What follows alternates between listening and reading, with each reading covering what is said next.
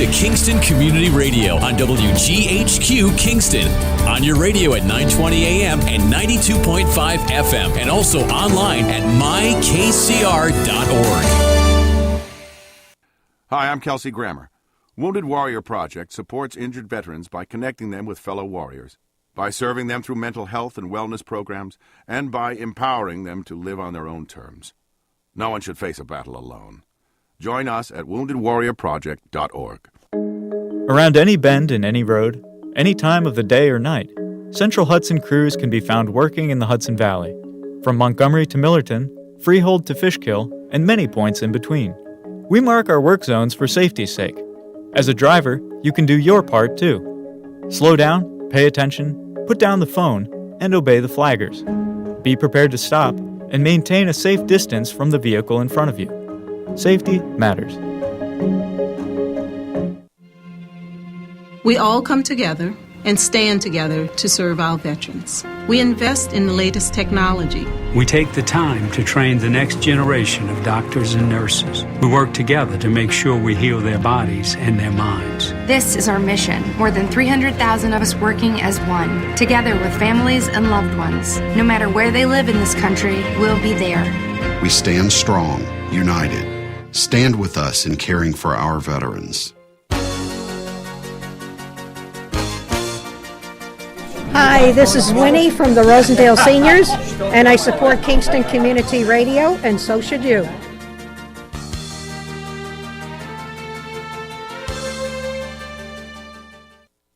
This portion of Kingston Community Radio is brought to you by Ulster Savings Bank. Visit their newest branch, conveniently located at the Ulster Commons Plaza in Lake Katrine. Experience the difference that local community banking offers with the convenience of another great location, easy access, plenty of parking, and a 24-hour ATM. Ulster Savings Bank, invested in community, invested in you. Member FDIC. Okay, good morning, Dr. Stamberg. Good morning. How we doing? Are we on the air? Yeah, we're on the air. All right, here I am. Then we're on. Okay, that's what that means. It's an old-fashioned. When we go to break, it's supposed to go off. I don't know if Dan always shuts it off or not. It's an old-fashioned on-air sign, just kind of like in the. You're listening to Kingston Community Radio on Sorry, I forgot to turn that button off. It's Monday. The proverbial auspicious beginning. Okay, welcome to this morning's episode of Medical Mondays. I'll be here until 9 a.m. Our phone number is 331-9255. If you have any interest to call with any comments, questions, concerns, specific medical questions are always welcome. But I also encourage people to, if they have any questions about this amazing business of healthcare as well, because it is big business. It's a big part of our economy. Around 20% of our economy is healthcare. So that's a big deal. And Robin is not in the office today, but she's going to be calling in to kind of make sure that I don't go down a... Are you off today too? No, I'm working. She has to take care of something for my. She's been so amazingly helpful as my mom. My mom has been ill for the past 6 months, so she's got to go help my mom with something over at Woodland Pond in New Paltz. How's she doing? She's okay. She it's been a long haul, and she's been at the skilled nursing section of Woodland, and now she's gonna be segued up to the assisted living. Oh, okay. section. So because I know she was with you at home for a while, and because that must have been after working 10, 12 hours a day, and then coming home and having to take care of your mother. That must have been a long day. It was a long couple. I get and Woodland Ponds is nice. Yeah. Yeah, that's in New Paltz, right? It's in New Paltz, right there, pretty close, right off the thruway. Okay. So anyway, I always come up with various topics. I like to begin the show with kind of like what I call an academic topic, kind of a review of stuff that people might find interesting, things that kind of come up that concern them. And actually, I thought I would talk about the tongue. Amazing, the tongue. That's one topic I don't think I've ever heard you talk about. It is actually one of the strongest muscles in our body, and it does a lot of things. It pushes, it moves around, it helps us, eat, but obviously it helps us talk. It's really amazing what the tongue does. But what are some common concerns people have about their tongue? And I guess I'll expand the discussion into their just mouth in general. But what would people bring to my attention? Some of this is visual, by the way, which is going to be hard to explain on the radio, but I will try to do. But people, what do they do? People examine themselves. They stare at their tongues. They have symptoms. They have discomfort, pain, tingling, just a weird feeling. Sometimes other symptoms that may or may not be related to the tongue, like kind of bad breath, might show up. But when I was a kid, I used to have a problem with canker sores. These things were painful. They're ulcers. That's the way we describe them. Kind of like a wearing down of the tissue on the inside. It's anywhere on your lips or tongue or gums or the outside of, the gums have an inside along your teeth and then an outside along your cheek. And they're painful. And I remember being a kid being very uncomfortable with these things. The fancy word for canker sores is aphthous ulcers. Sometimes it's called aphthous stomatitis. Stomatitis it just means inflammation of the mouth, tongue, cheek, anything in that area. They're very common. They can affect as many as 20% of the population, but they tend to be an ailment of young people. And I can't, even though I had this when I was a kid, I can't remember the last time I had a problem with canker sores. So I guess there are some advantages to getting older. Some things do just go away, but other ailments do show up. We don't know what causes these. It'd be nice if it was something simple, right? It's an infection, take an antibiotic. But we don't even know if it's a virus. It's probably an autoimmune kind of an overreaction of your body to some sort of injury or stress. So, if you bite you bite your cheek, the inside of your gum, and we'll talk about that later because that comes up a lot. Reaction to an illness. I remember when I was a kid, kind of roughhousing. One of my friends got elbowed in the lip, and then I had a problem with the canker sores for a couple of weeks. There's actually a pretty strong family history to these things, around 40%. However, most cases are minor. 5 to 10% can be rather severe, and interestingly enough, they are associated with HIV infection. So, just when as a physician, sometimes I'll say, "Wow, why is this so severe?" And then I'll recommend some testing. There is a treatment that we use, and it can be quite effective. It's a steroid. Now remember, if something's autoimmune, steroids will kind of suppress that immune reaction. That's why we use steroids, for example, with things like poison ivy, which is also an excessive allergic reaction, excitability of your immune system. And it's in the form of a dental paste. So it's meant to be kind of put on your finger and then just press gently over the lesion. Dentists and oral surgeons, they prescribe these medications a lot, and I do as well. I find them very helpful. And to be honest with you, we don't have much else to offer patients other than tincture of thyme. Sometimes just a good old mouth rinse. Paradex is a product that can be used. And I guess in more severe cases, oral steroids can be used. But anyway, so if you suffer with canker sores, or if you have a young person in your life who does, you could potentially make an appointment with your healthcare provider, or I guess, I don't know, maybe some dentists will prescribe this and have a prescription for this treatment. But remember, the canker sores are different than cold sores, and they're both very common. And canker sores look like little erosions, like as if someone took a little punch out of the inside of your lip or gum or jaw. Is that about all we need to know about canker sores, Larry? Do you have any Barnes? I just think sores are gross, so I'm just trying not to engage in conversation with you. But yeah, I'm just sitting here shaking my head and nodding. All right, I won't interfere with your concentration. On Medical Monday, I don't really want to engage in too much stuff. One, I'm not a doctor, and you're here with your expertise, and you went to medical school, so you have all the answers. I'm keeping my eye on the phone though, and waiting for Robin to call, so I know that she'll be calling in soon. All right, well, Robin, but I'm here. I'm with you if you got it. Robin, if you're listening, I hope I'm not going down Jargon Lane. Anyway, another common problem that comes up a lot is thrush. People have heard this term. It's actually fungus. And it looks as kind of white areas on your tongue, on your inside of your gum, anywhere in your mouth. A lot of times it's not causing symptoms, but it can be uncomfortable. It can be very uncomfortable, as a matter of fact. People can kind of have a burning, pain. They can have an abnormal taste, a metallic taste. Now, the thrush is caused by fungus, so we use the term candidiasis. Okay, fine. That sounds like a something you get when you go visit the nation to the north of us. But no, it's called candidiasis.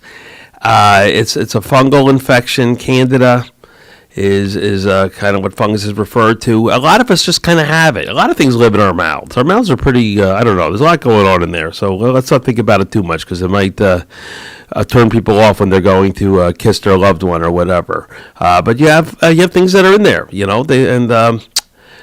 fungus. So for various reasons, the fungus will take over. One common reason is actually babies will get thrush. They kind of just have abnormalities of their immune system that make them prone to this, and it can, cause discomfort, interfere with feeding, make a baby irritable.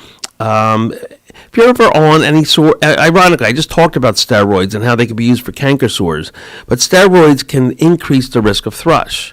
For example, a lot of people take inhaled steroids for their lungs, for COPD, for asthma, and if some remnant of these steroids kind of stay in the mouth, they can kind of interfere with the balance. Your body is constantly trying to keep things in balance. The fungus in balance with the bacteria, and if you upset one or the other, then it might encourage one to take over. So people who are on anything for their lungs that's a steroid are at increased risk of thrush. If anybody has a problem with their immune system, things like HIV, or if you're on cancer treatment or autoimmune treatments for things like rheumatoid arthritis, diabetes is a biggie. Diabetes just affects everything, and I don't think we quite understand why diabetes increases the risk of getting thrush. Maybe it's because there's more sugar around, and yeast tends to like.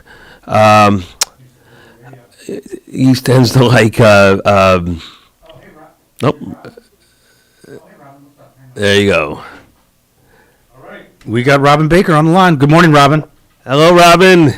Good morning, Doc. How are you? Oh, you're awake. Yeah, I hear. Let's speak a little louder. I hope you weren't in a thrush to get on the radio this morning. Yes, on my way to Woodland Pond.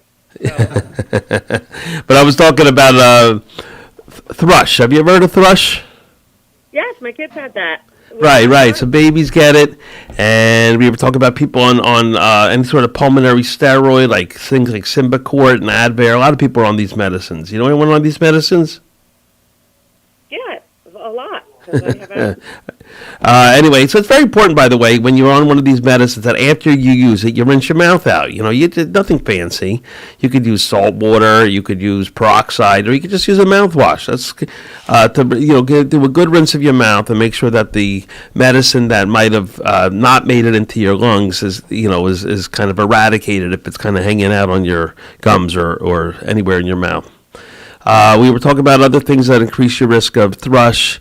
Diabetes, we were talking about. I don't think we quite understand it, maybe because there's more sugar around, maybe because diabetes does affect the immune system in very complicated ways. Poor nutrition kind of makes sense, right? If you're malnourished, other things might take over. Antibiotics, if people are put on antibiotics for any reason, they might therefore have thrush. Dentures are also important, worth mentioning, because the fungus can kind of like hide underneath the denture. So if you wear dentures, it's very important that you kind of clean them properly. Efferdent, or what are some of those products that are always on the TV for dentures? Well, I can't think of them now, but I know what you're talking about. Efferdent is one, right? Yes, it is. And by the way, we have good treatments for this. Something called nystatin. It's an old treatment. It comes in liquid form. Sometimes I'll recommend it as a swish and then swallow it. It's okay to swallow. Your body will metabolize it. You just kind of put your mouth and swish it around. We use it for the babies in a dropper form. But thrush will look like little white patches on your tongue and other parts of your mouth. And I will kind of like, if I see someone that I'm not sure what it is, sometimes I'll try to gently scrape it off. And if I can kind of scrape it off, but it's redness underneath, that usually helps. Sometimes it's hard to just tell it, like from babies, is it just kind of remnants of formula or breast milk that are kind of hanging out too. It's not always easy to tell the difference. But there is something that I will revisit called leukoplakia, which has to be distinguished from. Have you ever heard of that? What? No, what is that exactly? Leukoplakia is a kind of a white coating on anywhere in your mouth. That can be confused with thrush. But the problem is it is potentially cancerous, and it will require biopsy. But again, it's on my list, so I'm working my way down to that. Is this an alphabetical list? No, it was just a list of I want to talk about two things that come up, and they're very common because people will, they one day they're brushing their teeth or they're just looking in their mouth and they say they notice the appearance of their tongue and they don't like what they see, and it generates a panicked phone call or a visit, just to explain this. But one thing is called geographic tongue. It kind of, imagine your tongue kind of like looking like a topographical map, where you have kind of mountains and then ravines. And that's what it's described as, map-like. It can be associated with psoriasis. Usually there are no symptoms. Sometimes patients will say there's burning. There's really no treatment for this other than just some good old-fashioned mouth care, mouthwash or other type of medical rinsing. And if you're having symptoms, we just recommend that you take some antihistamines. But that is a common reason. I wish I could, have people see a picture of it. I knew this would be a challenging topic because it's a visual one.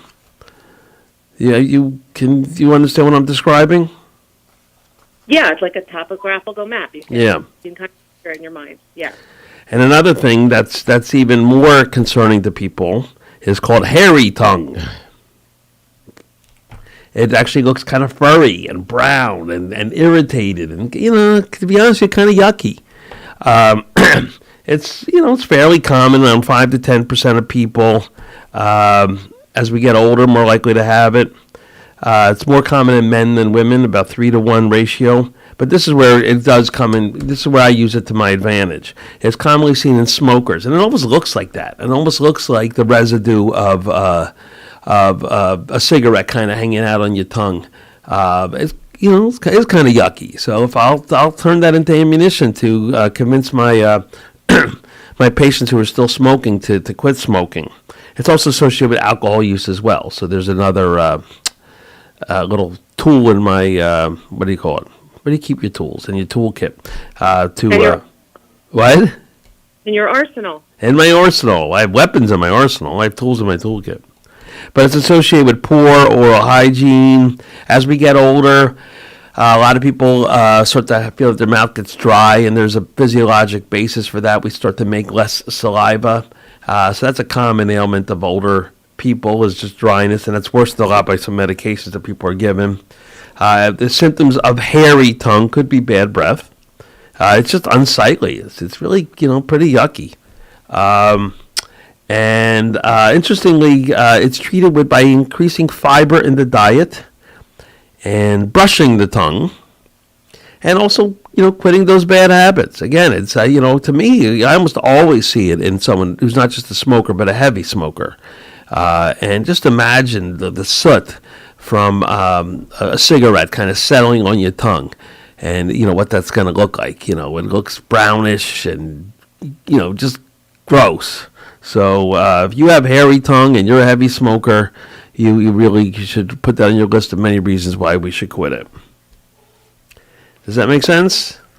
Do you find you hear of this practice of peeling your tongue, scraping your tongue? Yeah, brushing. Yeah, it doesn't get it doesn't have to be too involved. You get a just do it with a toothbrush and a toothpaste, and just gently brush your tongue just like you would brush your teeth. So, it's kind of a weird concept, no one ever thinks of brushing their tongue, but it is a way to take care of this problem. Robin, have you ever known anyone to have cold sores? Yes, unfortunately. Those are very troublesome and can be very painful. I know. Stress. Do you know what causes cold sores? Not stress? What? Well, not stress. It's caused, but it's a virus. And so this is the first example I think I'm using of something that's caused by a virus in the mouth. But cold sores are a reactivation of a herpes virus. Now, if you say herpes, people begin to cringe and think of something that belongs on a different different morning, different subject. There's two main types of herpes viruses, and it's simple. They're classified as 1 and 2. And 1 is typically in the oral area, and 2 is typically in the genital area. So we're obviously not going to talk about 2. But that being said, there is some crossover where people can have 1 where 2 should be, and 2 where 1 should be, and so on and so forth. But herpes simplex virus 1, HSV1, is very ubiquitous. We almost all have acquired it by early adulthood.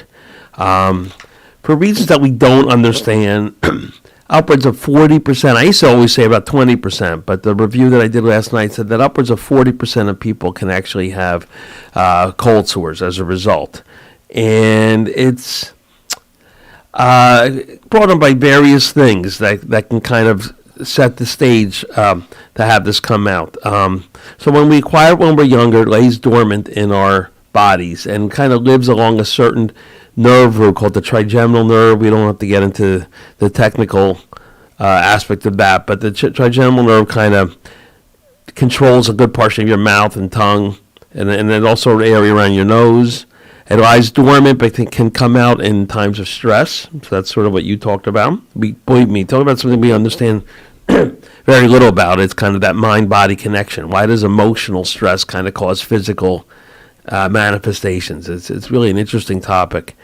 Fatigue kind of goes hand in hand with stress. A concurrent illness, very common, or someone who's recovering from an illness. They had a cold last week. Now the cold's better, but now they break out in the cold sore. By the way, another term for cold sore is a fever blister. So kind of, both cold and fever, kind of associating this with a concurrent infection. Sunlight, I find this a biggie. I always talk about this time of year. A lot of people go out on the Hudson, beautiful day, in a sailboat, or friend of theirs, where they go out on one of the commercial trips that anyone can take going out of the Rondout section of Kingston here. You're out on the water. It's nice and breezy. Feels nice, but you don't realize the sun is strong. So the irritation along the lips can trigger this. For some women, it is associated with their menstrual cycle. When someone initially gets this, it can be quite severe, and you'll see this in kids. They'll get numerous areas. They can have associated symptoms like fever and malaise. But most of the time, we're talking about the reactivation of the cold sores. Anyway, so the symptoms can be, a lot of times with cold sores is what we call a prodrome. A prodrome are symptoms that erupt before the cold sore erupts. And this is very important because it has a major role in recommending treatment for it. Some people can have itching, burning, tingling, pain before anything erupts. And then a blister can show up, and then the blister will start to crust over, and voila, someone has a full cold sore. Does that sound about right? Yes, harder than it seems. What's that? This is harder calling in than it seems. Yeah, right. All right, so let me know if I get down the jargon hallway, okay? Yes. All right. Got it. All right. So anyway, it's something that I think people really kind of suffer with cold sores, and they because we have pretty good treatment. First of all, you can do topical treatment, but the oral treatment is better. But topical treatment, something called Denavir, Aciclovir. These are antiviral medicines that you apply on the top of the cold sore. You're supposed to do it every 2 hours for around 5 days. That's a lot of times, But imagine just kind of having an ointment that throughout the day you're kind of putting on the area. And then there's an over-the-counter product that we see commercials for called Abreva. They work, but it's much better to really treat this with oral antiviral medication. I always tell patients that it's a inside-out problem. It's living inside of you and it's erupting outside. And one common medication that's used, for example, is called Valtrex. And the Valtrex comes in 1,000 milligram tablets. So the dose is 2,000 milligrams twice. So as soon as you feel any tingling, burning, itching, and you go, here it is again, you're supposed to take 2 of these tablets. And then 12 hours later, you take another 2, and that's a total of 4 tablets. And it really can be very effective in eradicating the cold sore. So I just think that it's something worthwhile for people to bring up to their healthcare provider, that if they're suffering with recurrent cold sores. By the way, some people get these so frequently that I do put them on some daily medication. The guidelines for that are not really clear, like at what point do we kind of take the plunge. But some people, they're miserable. A month, 2 times a month. So if it's, if you think about these things, last about a week to a week and a half. So if someone gets 2 a month, that's almost a whole month that they're suffering with this. So it's just something to keep in mind. Lawrence, are we going to go to breaks this morning, or? Well, it's kind of 7:30. I mean, doesn't Robin have to go soon? I figured. We'll keep her going. Yeah, as soon as she has to go, we'll go to break. Robin, are you en route to Woodland Pond? Yes, I'm en route. En route. Okay, so that's cold sores. But again, I just want to emphasize to listeners that you really shouldn't be suffering with them. If you get these, if you're prone to these, you really should contact your healthcare provider and request a prescription. It's very easy to prescribe. I usually prescribe, so think about it. You take 2 and 2, so each time you have an attack, that's 4 tablets. So I usually prescribe 20, which is enough to cover 5 attacks of cold sores. So if someone is needing more than that, then sometimes we talk about putting them on prevention. Okay, Robin? You find this medicine gets covered easily? Yeah, because it's at this point it's an old generic. This one has not been. I don't want to jinx it because who knows? Maybe today they'll decide it's time to start requiring prior authorizations for these medications. But I haven't had a problem with this one, fortunately. Anyway, what's that? I said good. Good. All right, so we were talking about leukoplakia, and there's also something else called erythroplakia. Now, leuko simply means white. White blood cells are called leukocytes. Erythro means red, so red blood cells are called erythrocytes. So leukoplakia kind of sounds like a white plaque on your gum, anywhere in your mouth. And then there's a cousin called erythroplakia, which is more reddish than white. So these are kind of areas of concern. The leukoplakia does come up because it can look a lot like thrush. So it's very important that if someone has thrush, first of all, you want to ask why do they have thrush and try to fix that problem and treat it. But you really want to make sure that it goes away, particularly if they're a smoker, because smoking increases the risk of mouth and tongue cancer. Because both these conditions, leukoplakia and erythroplakia, can be associated with cancer. So it's kind of a general rule. If something's not getting better, it should be further evaluated. I think that's pretty simple. Do you agree with that? Yeah, that sounds reasonable. All right. More common in smokers. Again, there's also an association with alcohol intake. What type of specialists would you see to kind of work this up?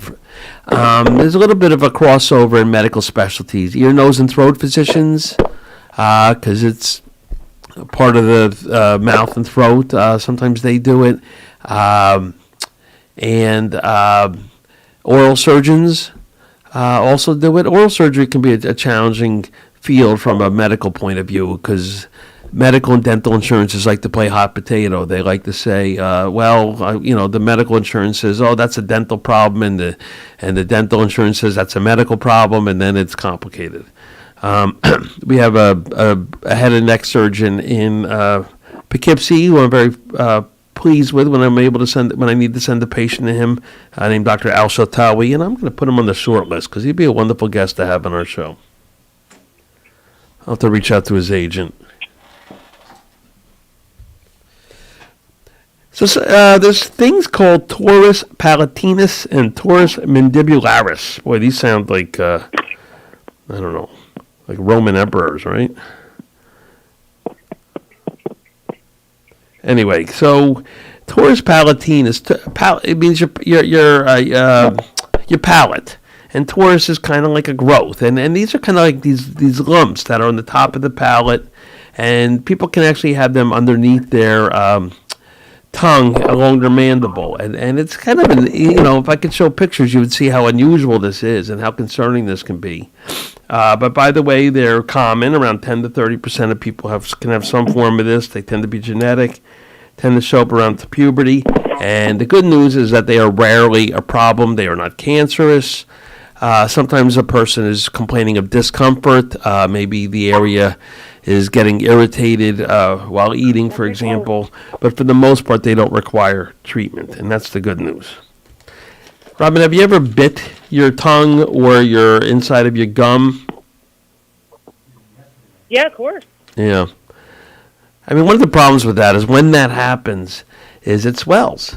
And then if you think about how we're all day, we're either eating or talking, using our mouths and our muscles and our tongue, it's very common once it's swollen to kind of keep doing it, right? You kind of keep irritating the same area. So that can cause some problems too. There's something called a mucocele, which is kind of like a purplish little blister that can erupt. And there's also something called a fibroma, kind of like, think of it, that fibroma is like fibrous tissue, so it's like scar tissue.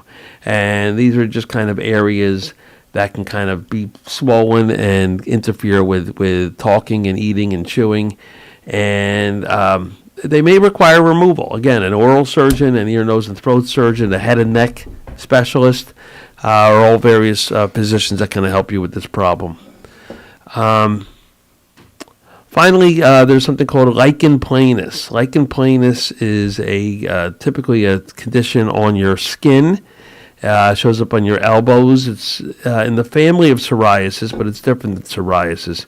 But you can get this in the mouth, and they look a very characteristic appearance, kind of like lines. We always use Latin in medicine, so we call them striae, which kind of means stripes. And there's an immune trigger to this, more common in women than men.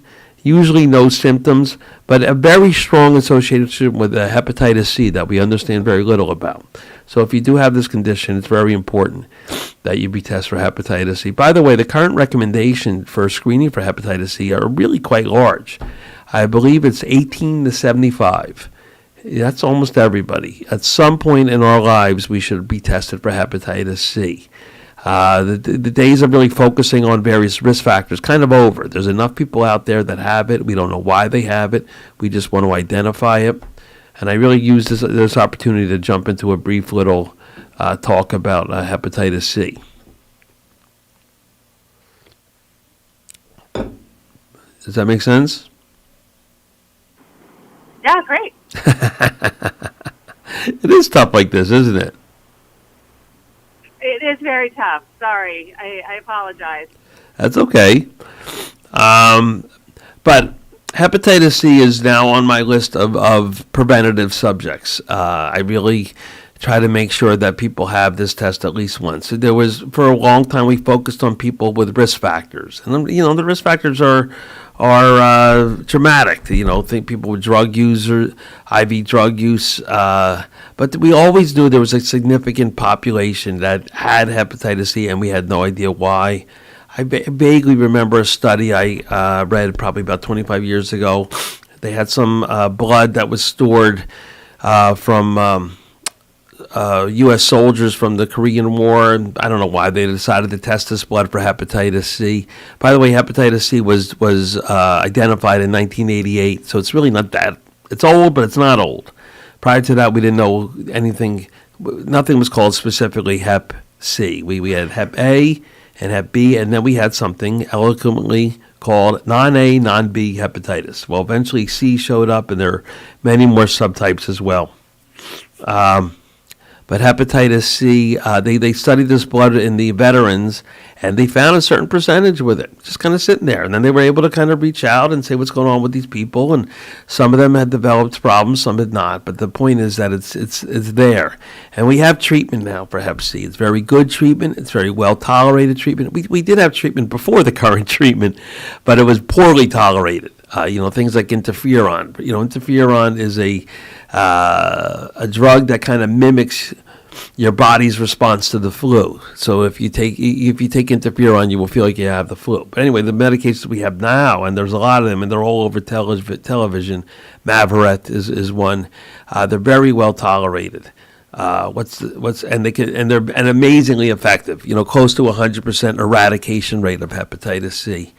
Hepatitis C, by the way, has the idea of a vaccine for Hep C has kind of evaded us, and we really don't know why. I don't understand. We have a vaccine for Hep A, we have a vaccine for Hep B. By the way, an amazing public health success story with our vaccination for hepatitis B. But we don't have one for hepatitis C, and it just shows you how each virus is different. And some you could develop a vaccine to, some you can't. The vaccine for HIV has evaded us as well. There was briefly talk about vaccines for herpes, for HSV, that didn't really turn out. Although we have a vaccine for HPV, the virus that causes warts. So again, some infections we can develop vaccines for, some we can't, and it's just kind of it just shows you how complicated it is. Anyway, so back to hepatitis C. After we were identifying and trying to screen people who had risk factors for Hep C, we then, for a while, the recommendation was to focus on baby boomers. Anybody born between 1945 and 1965 was supposed to be tested for hepatitis C. But recently, the expansion it's just expanded to almost every adult, again, from age 18 up to age 75. That's a lot of people. And I've been doing that. I say, and by the way, it's just a blood test, so it gets tacked on to your annual blood work, cholesterol levels, sugar levels.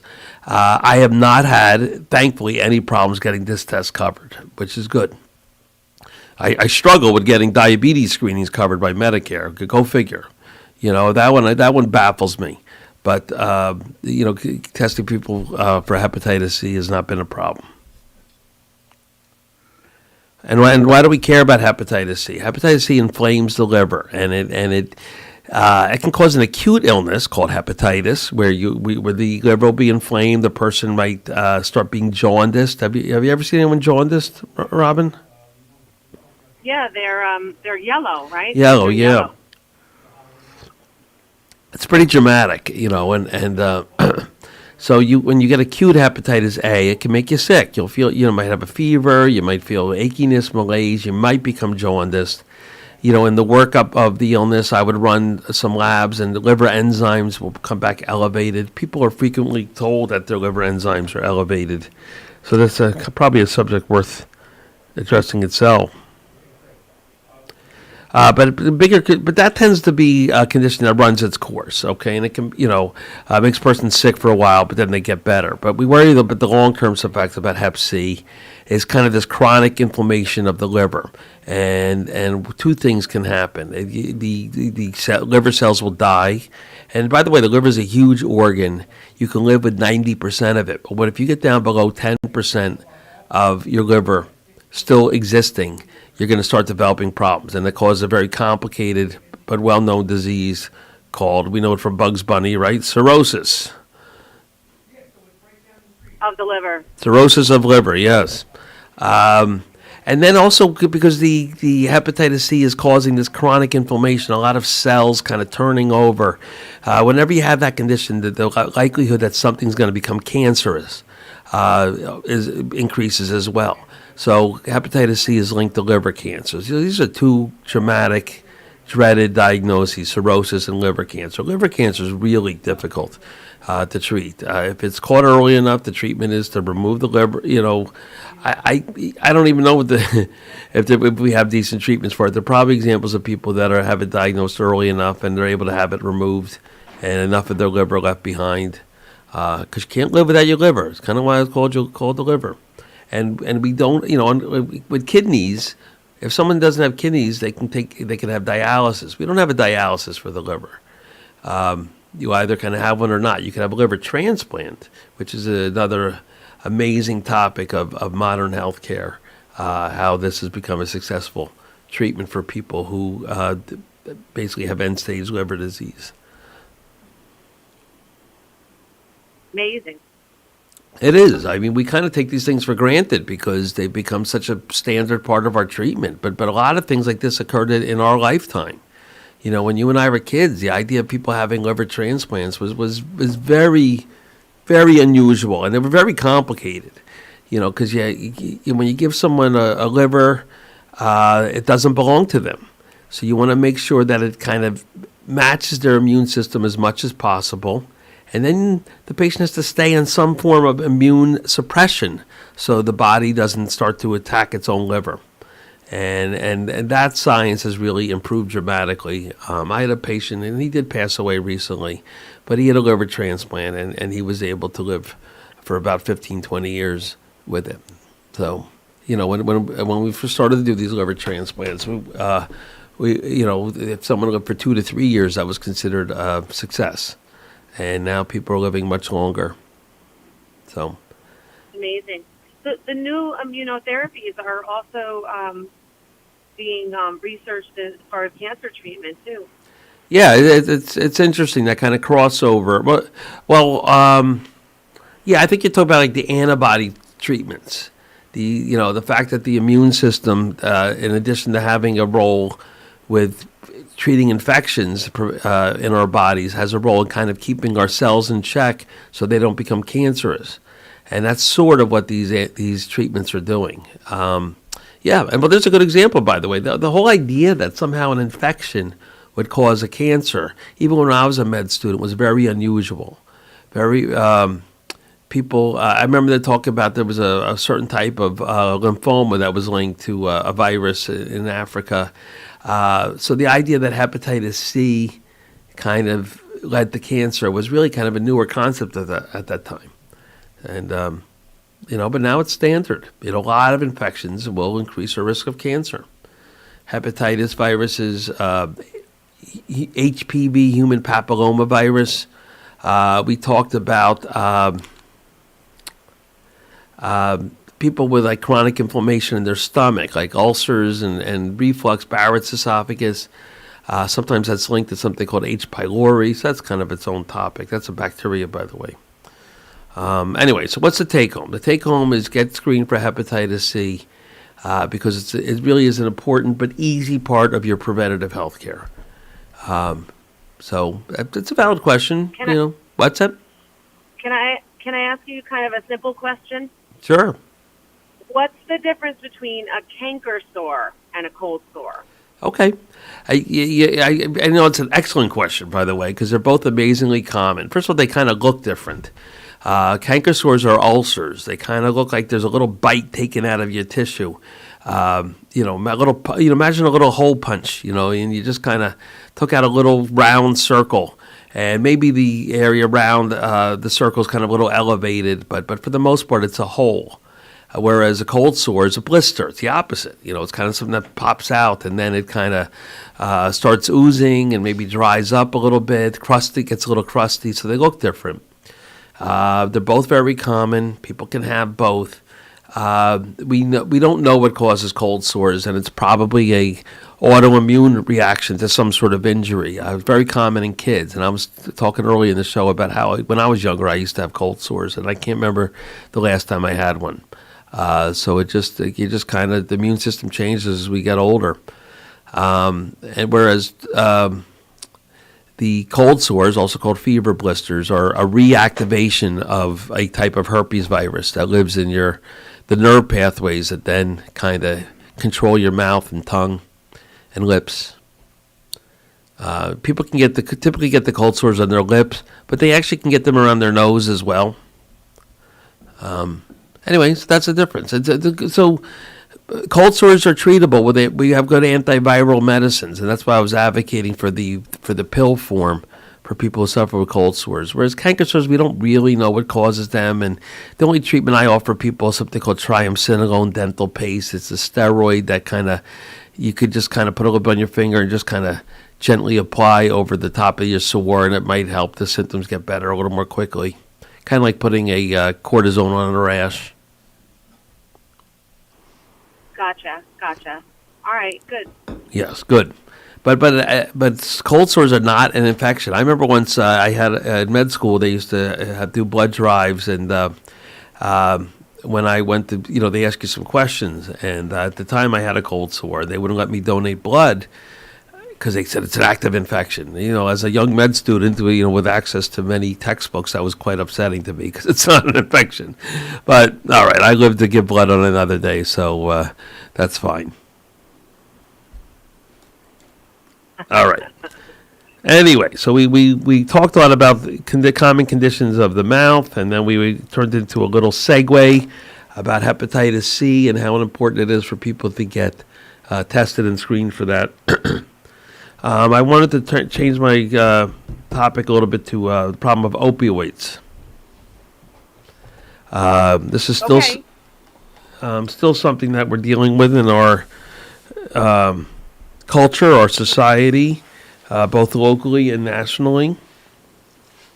And we had problems over the recent years. A lot of people wound up on rather large amounts of prescription opioids for different reasons. Some of them do have some chronic painful conditions, and this is and was the treatment. You know, sometimes I have patients who I think began to develop issues with opioids when they were much younger, and then as they got older and ailments started to occur, did that, you know, and then seeking care, did that kind of send them down a pathway once again of opioid dependence and opioid addiction. And the amounts of prescribing for opioids really did, in many cases, became excessive, and were linked to problems of overdosing, addiction. And, you know, it's still in the news now. The Purdue, which is owned by the family, the Sackler family, you know, around 25 years ago began to push a product called OxyContin as a long-acting opioid. And then another product kind of found its way in, also called fentanyl. Fentanyl is available in patch form. And I remember going to lectures, pain management experts from fancy places like Columbia and Johns Hopkins talk about management of pain. And they said things like, when you treat pain, you want to treat it with a long-acting medication rather than a short-acting medication because it was less addicting. Kind of trying to buy into the cycle of addiction. You know, someone has a pain, and so then they take something, and then their pain occurs again, and that cycle. And really kind of missing the point. I mean, these meds are habit forming, they are addicting. And the problem that we developed with them, then there was the inevitable crackdown on people who are on too many of these meds. And providers being held responsible, some of them with culpability, some of them really not so much, you know, just providing care for patients. So the pendulum swung completely in the other direction. People have to get off these meds. They have to, you know, a lot of doctors, colleagues that I otherwise respect, saying, I don't do that anymore. I'm not, you know, I don't believe in it. That's what they'll say. I don't believe in it. By the way, we always kind of gave an exception for cancer-related pain, and to this day, that still is an exception. So if someone is prescribed opioid medication for cancer, it's kind of a different discussion, and it's really not germane to what we're talking about right now. I just wanted to throw germane into a conversation. Tito, get me a tissue. I know. We'll mention the rest of the Jackson 5 as the morning goes on. Anyway, germane. Okay, so cancer-related pain is different, but still, there's this pendulum of swinging so far, people being abruptly cut off. By the way, that's around that same time that I got into prescribing Suboxone. I have about 45 patients on Suboxone. I would welcome more. I think in this community there are some decent resources now, so the fact that my numbers kind of like tapered off is not a surprise. You know, in my office I have Dr. Hambright, who kind of exclusively does this. But it kind of led me to try to help people who developed opioid problems. And to this day, I think Suboxone is a very effective treatment. So is methadone. And I know this is controversial. I know people might disagree with me, but I think if you have an opioid problem, I think it's a chronic condition. I think it will live with you for the rest of your life. And even if you're off opioids, you're always at risk of having a relapse. You know, if I'm not going to put myself in a corner and say there's never anyone who can come off of opioids and never take them again. I just finished reading Keith Richards' autobiography over the summer. I picked it up at the bargain bin at the Stone Ridge Library, and he tells that story, you know, that he abused heroin throughout the 60s and 70s and then just one day just stopped using it. All right, he stuck by his guns. What do you think, Lawrence? You agree with that? I'm sorry, I was reading about Poopy Pelosi. Say that again. Who Pelosi? Poopy. I don't call her Nancy. I call her Poopy. Oh, Poopy all right. Pelosi. Well, we'll say. Well, I was talking about Keith Richards of all people in his autobiography. He's not in the Post today, but I'm surprised that guy's still alive. In his autobiography, he talks a lot about abusing heroin throughout the 60s and 70s, and then one day just stopping it. Really? And I just find that great, if that's him and that he was able to stop abusing that drug. He must have had to go through serious rehabilitation for that. He was in treatment. He was. And eventually, but look, if he never uses it again, that's great. And maybe because in the 60s and 70s or whatever year he used it, maybe it wasn't all laced with fentanyl back then. That's part of it. Maybe it was more of a, I'm not like, condoning it. I'm just saying maybe it was more of a, probably more addicting, but maybe a little easier to kick. Maybe. I'm not speaking from personal experience, so I would have no ideas. Fentanyl is a huge problem. It's an amazingly potent narcotic. Right, and a little too much, you're done. That's right. And I know some horrible stories. Some young healthy people who maybe they thought they were taking something else, Xanax or something. It was given to them by a friend. With drastic, where they're dead because of that. They're dead, and I think that's one of the reasons they created Narcan, right? Was because of fentanyl. Well, Narcan is it's just like an adrenaline shot, right? No, it's not adrenaline. That's more like if you're having like a severe allergic reaction. Oh. So Narcan is a specific chemical that counteracts. And they spray it in your nose. So it's like a nasal spray. Then. It counteracts the mechanism, the receptors of the opioid medicine. So if someone's overdosing, and it's very strong, so it will get into that body and then kick out the fentanyl and the heroin. But you still got to get them to the hospital, though. It's not a lifesaver. It can't be. It'll save your life until you get to the hospital. Right. Okay. I've had it's not unusual for a patient with opioid overdose to have to go in the ICU setting, to have to go in a Narcan drip to just until it gets out of their system completely. But yes, we probably shouldn't go without mentioning the importance of Narcan.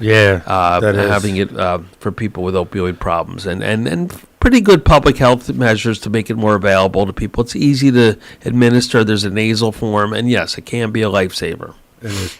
So we are at the 8 o'clock hour. We didn't take a 7:30 break because Robin called in right before 7:30. So I think we do have a birthday or two in there, right, Doctor? You want to do it? You want to take a break first? Yeah, we'll go take a break. We'll take a few extra commercials because we didn't do a 7:30 break, and then we'll come back with birthdays in the second hour of Medical Mondays. So stay tuned, everyone.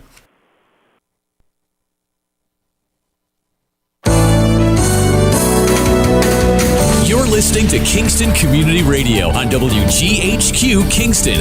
On your radio at 920 AM and 92.5 FM, and also online at mykcr.org. We are Lions. We bring hope where it's needed, support causes that matter, change lives, change communities, change the world. Visit lionsclubs.org to learn more. At Central Hudson, safety is our highest priority. That's why we ask you to keep a clear path to electric and gas meters and eliminate all obstructions, including snow, ice, vegetation overgrowth, storage boxes, garbage, or any other kind of debris. Access to meters is important for safety inspections too, and failing to provide access can result in fines. For more information, visit the safety section of centralhudson.com. This is the story of Daniel, who was born 2 months early. His lungs weren't ready. His heart wasn't ready. His parents could only hope that one day he would leave the hospital healthy, and they would all live happily ever after. Daniel's is just one of the more than 500,000 stories of babies born prematurely last year. You can help the March of Dimes stop premature birth and bring more babies home healthy. Learn how at marchofdimes.com. Working together for stronger, healthier babies. Have you ever experienced a wish come true? For a child battling a critical illness, a wish come true can be a turning point. One song, one dance, one game, one adventure, one moment changes everything. Make-A-Wish needs your support to grant the wish of every eligible child. Visit wish.org now to help grant more life-changing wishes. Together, we can transform lives, one wish at a time. On top of first-class care, you will never receive a bill. The only thing we had to worry about was just keeping Azalea comfortable. St. Jude saved her life. Finding cures, saving children. Learn more at stjude.org. To battle is to fight, to struggle, to overcome, and ultimately for the Marine Corps, it means to win. There is no alternative. It's not just a statement of intent. It's a promise to our nation. A promise kept for more than 2 centuries. A promise of the Marines. Long ago, you wouldn't think of galloping on a horse while doing calligraphy, and you wouldn't have attempted to ride your bike while typing a letter. Yet you think you can safely operate a multi-ton vehicle while texting? Behind the wheel is no place to multitask. If you want to BRB, drive now and text later. Lives depend on it. Visit StopTextStopWrecks.org, a message brought to you by the National Highway Traffic Safety Administration, Project Yellow Light, Noise, and the Ad Council. Introducing the YMCA. Sure, you know the Y for a swim or a game of hoops, but we're more than that. We're a cause. When you take a jump shot at the Y, someone else is getting job training. Practice yoga as a team practices her leadership skills. We give people of all ages, incomes, and backgrounds a chance to learn, grow, and thrive. So while you might think of the Y as the place for lifting weights, we're also about lifting entire communities. That's the Y. We're so much more. Visit ymca.net/more.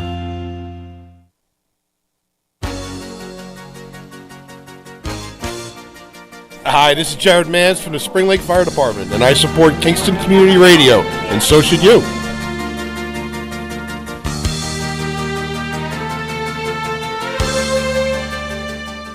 This programming is brought to you by the Friends of Kevin Cahill.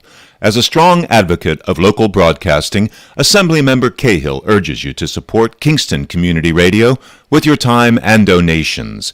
Your contributions keep KCR vital and on the air at FM 92.5, AM 920, and on the web at mykcr.org.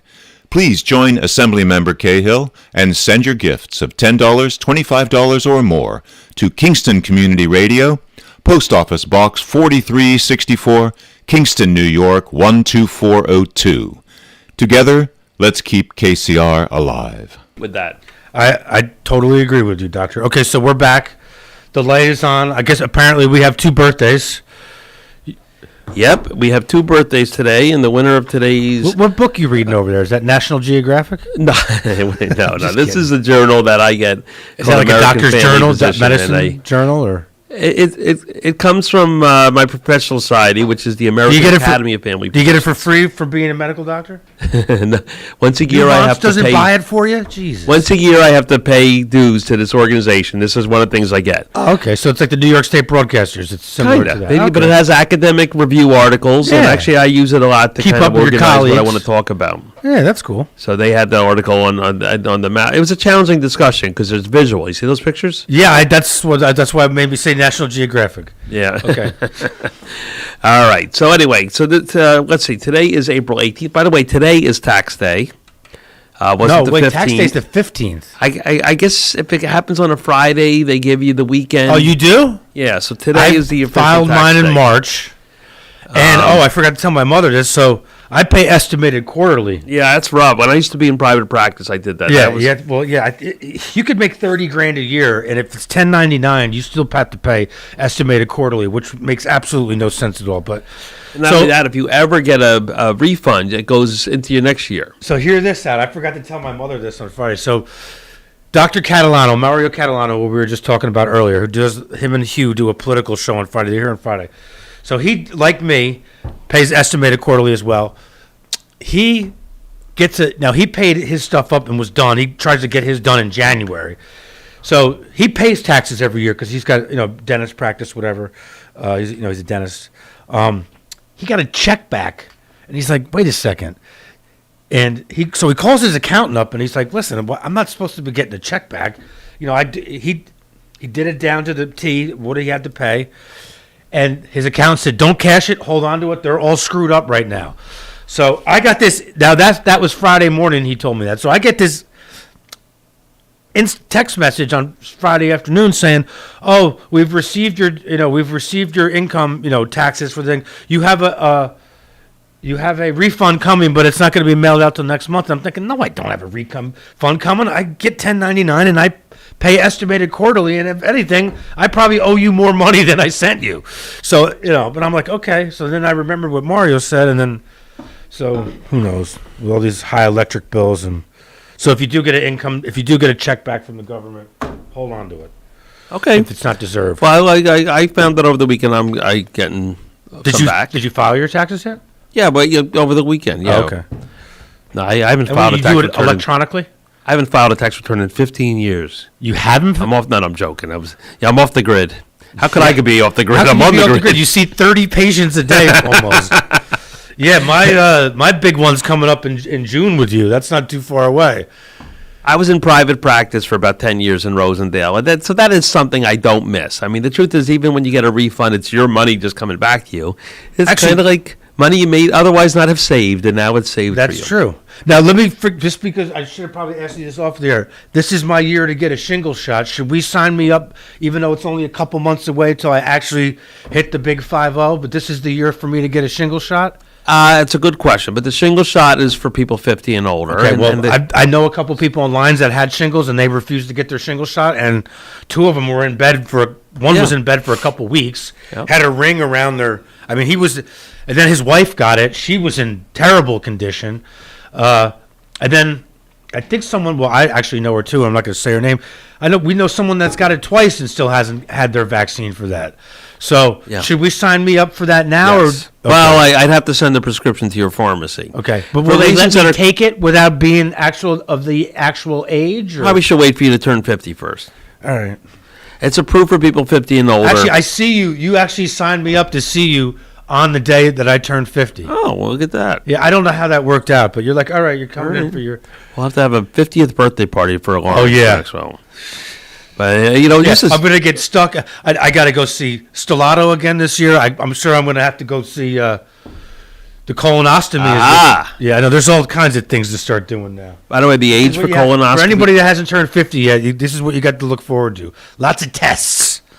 Lots of what? Lots of tests. Yeah, man. Yeah. And I say it's only the beginning. Yeah.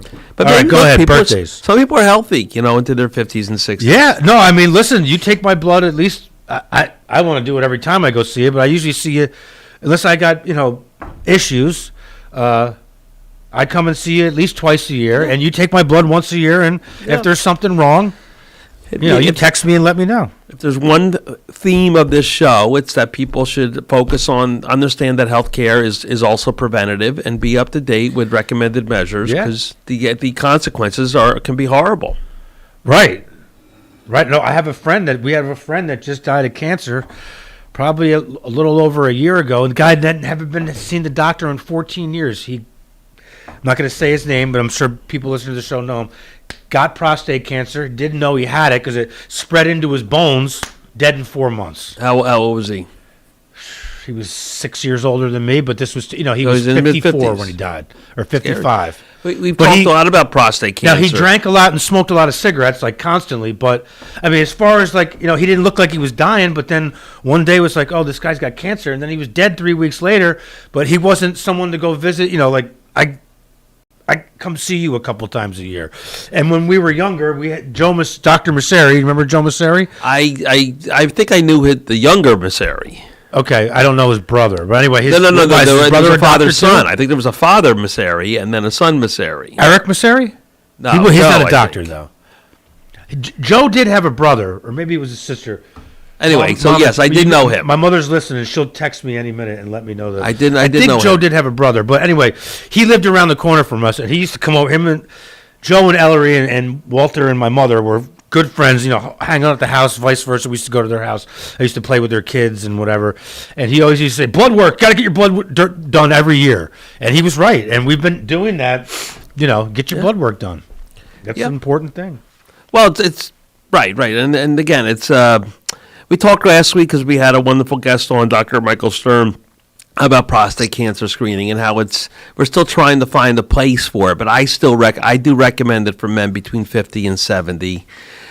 maybe 75. I'm still trying to incorporate new recommendations. And then we talked about even men of African descent, black men, if they should be checked earlier at around 45 because the rate is higher, and he agreed. So, but anyways, but there's one theme of the show, which is to understand that your health care is preventative and that you should be up to date. If you see me once a year and I spend 5 minutes with you and tell you you're doing great, it's like treat it like bringing your car in for a tune-up and being told that everything's fine. So that's something to remember.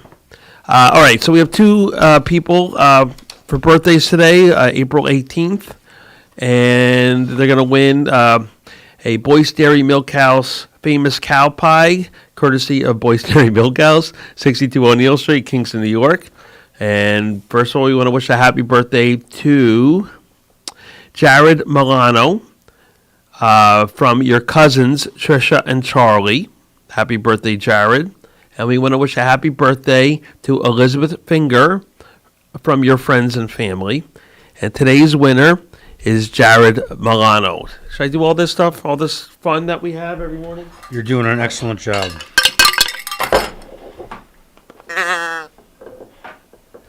All right, so happy birthday, Jared. You are today's winner. Go by Boyce Dairy Milk House, and you will be the recipient of a famous cow pie, which is kind of like a pie with ice cream and I think things that you choose to put in it. Then have a party with all your friends and family. All right, so we're going to go back to a subject that is important because I wanted to bring it up about the opioids and opioid addiction. Somehow we got into a tangent about Keith Richards because he's claiming to have been opioid-free for about 30, 40 years. And if he and he does not require any ongoing treatment for that, that's great. But I'm telling you, he's the exception. Don't you take, what is that thing that they used to drink up at the Ulster County what is that stuff? Methadone. No, what was it? Methadone. Methadone, yes, Yeah. that was it. They had a methadone clinic up there. Methadone and Suboxone, which is also called... I don't think Suboxone was around in the 80s, though, right? Yeah. Suboxone, the generic is buprenorphine, and it's without getting into too many details. It was approved to be administered in a regular private, in a regular doctor's office, as opposed to methadone is really only distributed in methadone clinics throughout the country. But the idea is the same. These are long-acting opioids. So they do two things. They keep the receptors occupied so a person does not experience withdrawal or cravings. Anybody with an opioid addiction will tell you withdrawal is their biggest fear of all. And because it also is occupying those receptors, the risk of abuse is negligible. If someone who's on methadone or Suboxone, this falls off the wagon, so to speak, and uses heroin or fentanyl, as long as the methadone and Suboxone are in their system, they're not going to overdose. Matter of fact, they're going to probably feel very little from being on these drugs. Because the receptors are already occupied, and the methadone and buprenorphine are strong. They push the others out of the way. Anyways, but a lot of people were abruptly tapered off meds, and tapering, means gradually decreasing their dose. In many cases, they were just abruptly discontinued, and it was kind of wrong. And I think it comes under the realm of a patient abandonment, to abruptly kind of just stop prescribing something to the point that it puts a patient at risk. But there are many doctors who dealt with this crackdown by saying, forget it, I'm not getting involved. And but there are some people who it's still the best treatment. For example, if I have someone, say they're 80 years old, they have kidney problems, they have ulcers, they have bad arthritis in their back, their knees, their hips, wherever, and they've been on 2 hydrocodone a day for years, no evidence of any dysfunctional pattern. It's helping them kind of get through their day. And the alternatives we have are not great. For example, I could prescribe, an anti-inflammatory like ibuprofen to them. Well, ibuprofen has many, many toxicities. It can affect the kidneys. It can affect the stomach, cause ulcers and bleeding. It can affect someone with heart failure. The point I'm trying to make is some people, if they've been on opioids for a long time, keeping them on it, maybe bringing the dose down to a more reasonable level, but is a strategy we should use, but to take them off of it altogether is not in their best interest. All right, so this was one study kind of confirmed that. So it says, what are the risks of tapering chronic opioids? According to an observational study, patients with tapered opioid doses are more likely to present with drug overdose or withdrawal in the subsequent 12 months compared with patients maintained on their opioid regimen. In other words, getting them off the medicine was riskier to them than keeping them on the medicine. So specifically, there were 9.3 overdose events in those who were taken off the medicine versus 5.5 overdose events. Patients with tapered opioid doses were also more likely to present with mental health crises such as depression, anxiety, or suicide than patients maintained on the chronic opioid regimen. As we await further research, tapering chronic opioid doses can still be a useful tool if we proceed slowly and engage in thoughtful, patient-centered decision-making regarding its potential risks. And that's just a little blurb about a study kind of confirming that if someone is taken off of their opioids after being on a long time, that they have a higher risk of overdose, of relapse, of mental health problems, of suicide. So it's very complicated. I just think this kind of, allowing the pendulum to swing so far in another direction that, doctors are saying, we're never going to prescribe it, isn't helpful either. There are some guidelines in place now. For example, it's okay to prescribe an opioid for an acute problem, but you have to limit it to 7 days. So, for example, someone breaks their ankle, someone has had major abdominal surgery, it's okay to prescribe opioids in the acute setting like that. If again, it's not a decision that should be made lightly. It still depends on the patient, depends on what the ailment is. Someone has a broken finger. I'm not so sure that they need an opioid while that gets better. But if someone has a major femur fracture, maybe it is something. So it's just something to keep in mind, that tapering the medicine. And another thing that happened, it was also kind of the adoption of kind of a cutoff. We use the term morphine milligram equivalent, or basically, you have all different opioids, and they all vary in potencies, but at some level they equal out to each other. It's kind of like alcohol. You know how like a little shot of whiskey is equal to a can of beer, and its alcohol content and a glass of wine. So basically, a dose of codeine is different than a dose of hydrocodone, oxycodone, morphine, whatever. So we convert them all into morphine equivalents, and then we're able to kind of gauge it. So New York State, and I think federal guidelines, has decided that we should try to get the MME, the morphine milligram equivalent, to 90 or less. All right. And, there are some patients. These people have been on these opioids for 20, 25 years, to say, hey, we're taking you off of them. But some people take like morphine and some of these other things like Dilaudid, like quadriplegics or stuff, have to take over-the-counter medicine with opioids in it because that's the only thing that makes them feel better, right? Yeah, morphine's got opium in it, right? That's right. Yeah. I mean, we want to monitor for side effects. Okay, the dose should relieve their suffering, but not necessarily. But all drugs have side effects. I mean, when I had. Before I went to the neurologist until we figured out what was going on with the bad headaches. It was my headaches or whatever, which now they're under control, and thank God. You had me on prednisone for 4 months or whatever it was, and you were like, "Listen, we got to get you off of this." I gained like 25 pounds. Yeah. I mean, I couldn't believe all the side effects. I was like pre-diabetic. I was just like falling apart. Went off of that. Now I'm on indomethacin, which is another mild, it's another right. Prednisone is the best anti-inflammatory on the market, right? That's right. But it has crazy side effects. But it works like instantly. Indomethacin, Dr. Shanny or whatever his name is, Dr. David. His last name is David. He had me on it 3 times a day. Now I just take it once a day. I take it at lunchtime, and it's good until lunchtime of the next day. But in the beginning, I was taking it with every meal, breakfast, lunch, and dinner. Now I'm down to just 1 pill a day, and I haven't had a headache in 3 months. There you go.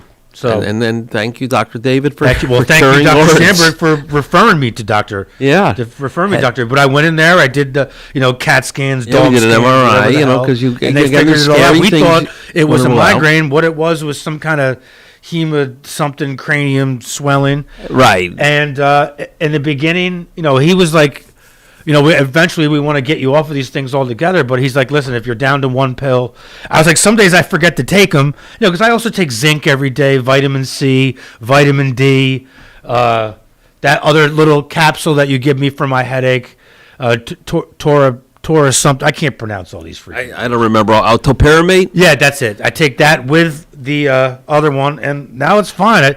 I used to have, these headaches were so bad, and I thought they were caused from, when I was getting the booster and the vaccines, and it wasn't from any of that. I just had a sinus infection or something, but now it's good. But at some point, I was waking up in the middle of the night, and, I'd put a bag of ice on my head or try to sleep on the other.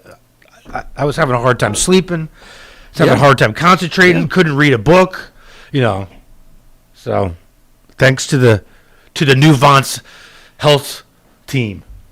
Which, by the way, I'm never going back to Quest to get my blood work ever again. First of all, up at the mall, or up at the Nuvance up at the mall, they got 90 chairs for blood work. And the ladies at the desk are also the ones that take your blood. Yeah. So when you go up to get your labs up there, and since you're my doctor and you're I get the results very quickly. David is my doctor. Yeah, went in there and I know it works out well. There are some insurances that don't allow patients to go there. It's beyond my control. Right. I'm also actually, now that I'm making a little more money, my insurance isn't free anymore. I don't pay that much. I think it's like $50 a month. It's a lot cheaper than it used to be when I was paying, through MVP. But it's not totally free anymore. So, but I still get good, I'm still getting good. I still get to see you, and I still get I get all the care I need. And let's face it, I'm not that sick of a person. I'm still relatively healthy for someone my age. So, let's keep our fingers crossed. And the prescriptions are a lot cheaper than they used to be. When I was on the regular MVP prior, to a long time ago, some of these prescriptions, you remember, they were like $300-$400. I used to go there, and it was like a car payment. Now, my CVS bill for the month, and that's with like all 6 of them. It's under, I think it's like $70, $72 for all 6 scripts. I get them filled. You send the script out, and then I'll text you and say, hey, they're going to call you or whatever. Once a month, I'm spending like less than $80. Which is amazing. So, but I don't take that much medicine. So. Cost of prescription is a huge topic, and it really it gets so hard for me to do my job. I had a patient who, I see them I put them on a medicine for diabetes. We have great new diabetes meds, but they're expensive. So I put him on it, and then I see him back 3 months later, and I go, your labs, and then we do labs before the visit. I say, your labs kind of look the same. How you doing on the new medicine? He goes, oh, I never got it. It wasn't covered. I was like, well, now we've allowed 3 months to go by, and your diabetes is continuing to eat away your system. Well, you remember how high my blood pressure was at a time, and I don't know if that was partly because of the prednisone. It was like astronomically high. You put me on losartan, which, by the way, for the 30 pills is $1.10. I take 1 losartan in the morning or when I take my pills or whatever, and my blood pressure is what it's supposed to be, 120 over 80 or whatever. Losartan but you remember, you're like, God, your blood pressure is really high.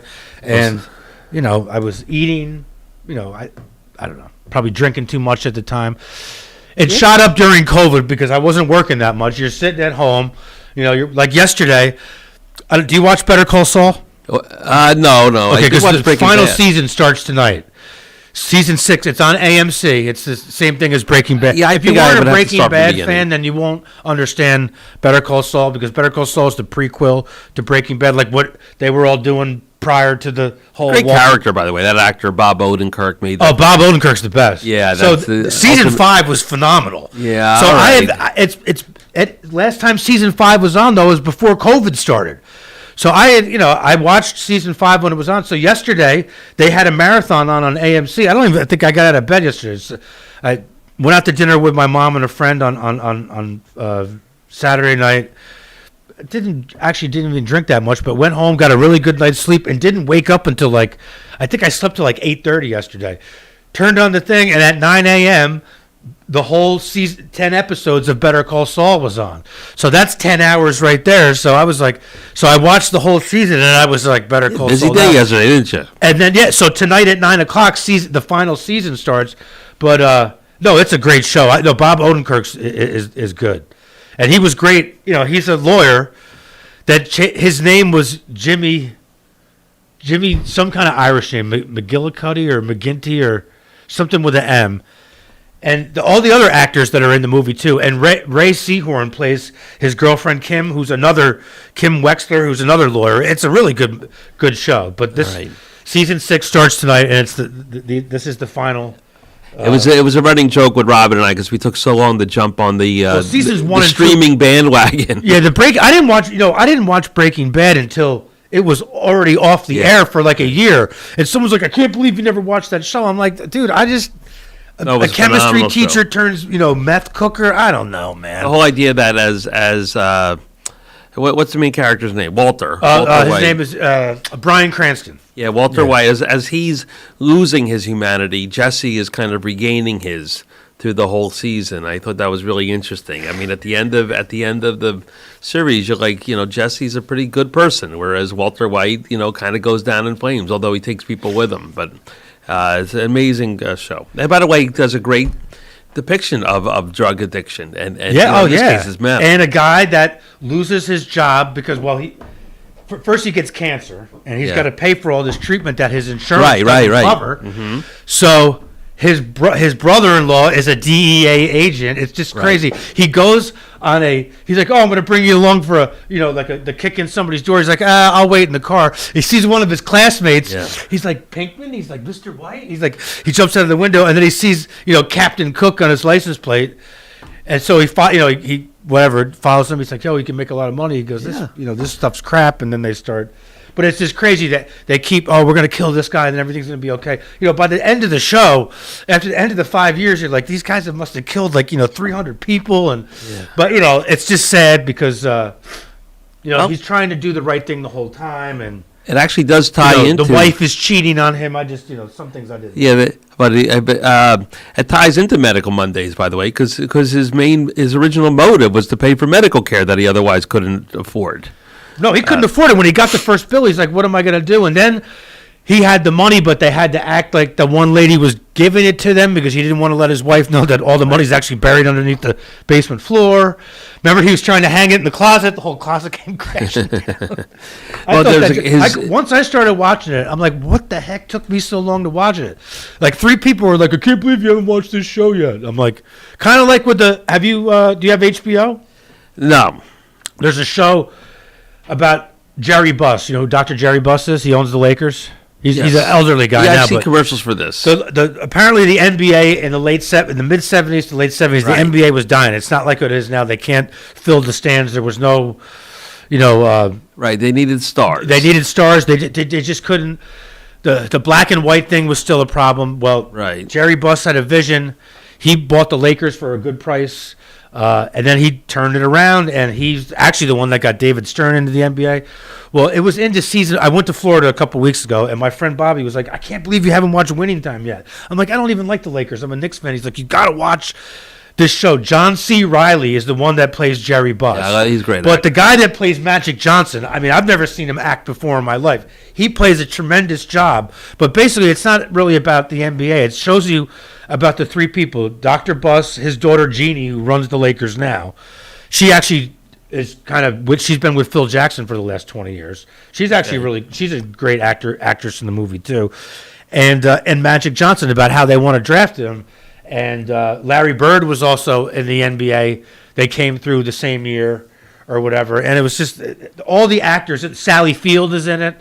I mean, there's all these actors and actresses in it. I'm like, how did Adrian Brody plays Pat Riley? I mean, the show is just like. So I just started watching it, And I had to watch like all 5 episodes. Yeah. Like, I don't like John C. Reilly. I just never thought he was that good of an actor. No, I think he's a great, what they would call a character actor. Like always plays like the second. I tell you, he is awesome in this movie. You know, and I never knew Jerry Buss was this crazy, like hanged out with Hugh Hefner type of guy. So anyway, we got 30 minutes left. I don't want to take away from your your medical stuff. Just let's not talk about herpes anymore. You had enough about herpes. Not that today. I have them. I'm just saying let's not talk. All right, we're not going to talk about herpes. We don't have any listeners that have them either. Well, but we did talk about the Walter White's original motive being affordability of healthcare. Yeah, all right, so now, if I remember, what kind of cancer did he have? Because he was coughing up blood a lot. It was lung cancer. Oh, did he have lung cancer? But he never smoked. And at one point, he gets kind of roped into alternative treatment and some clinic. And then it went into remission. Right. But then I remember him losing his hair. Then it grew back. He played a good. I tell you, right after that show ended, he was in a movie with James Franco, and his daughter. I forget who his daughter's name was. And it's a great movie, but his daughter is engaged. She goes to Stanford. She's engaged to this like tech guy. The tech guy's James Franco, but he's like a crazy weirdo guy. And he's this conservative father from like Massachusetts. And they go out to visit their daughter in California, and he's like, "Oh my God, what's going on out here? People are different in California than they are in Pittsfield, Massachusetts." And it's a funny movie. I forget what the name of it is. Remember Bryan Cranston from he was Tim Watley on Seinfeld. He was the dentist. I don't remember. I was just watching Seinfeld they had a marathon of Seinfeld on Saturday. It started at 7 in the morning and went all the way into the NBA playoffs started. And some of the best episodes were on there. The one where